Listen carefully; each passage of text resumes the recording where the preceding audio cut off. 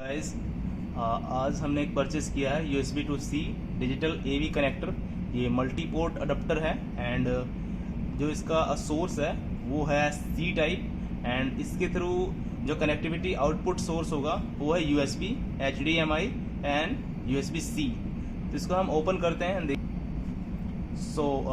इसकी unboxing start करते हैं और देखते हैं क्या इसके अंदर फीचर्स हैं और किस टाइप का कनेक्टर है एंड लेट्स सी। ये इसका कनेक्टर, और अगर हम बात करें तो प्रॉपर ये ब्रांडेड है।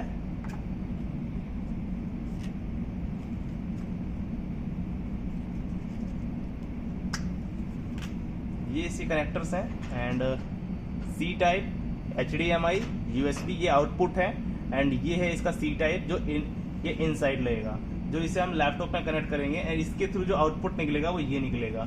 अगर हमें टीवी कनेक्ट करना है या फिर एक्सटर्नल मॉनिटर जिसके थ्रू हम या फिर रिप्रेजेंटेशंस देते हैं या फिर इस टाइप की कुछ चीज़ें, तो हम HDMI से यूज़ करेंगे।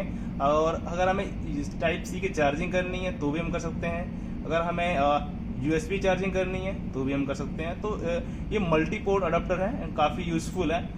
ठीक है, तो ये कनेक्टर है HDMI एंड सामने स्क्रीन दिख रही है आपको एंड ये है लैपटॉप।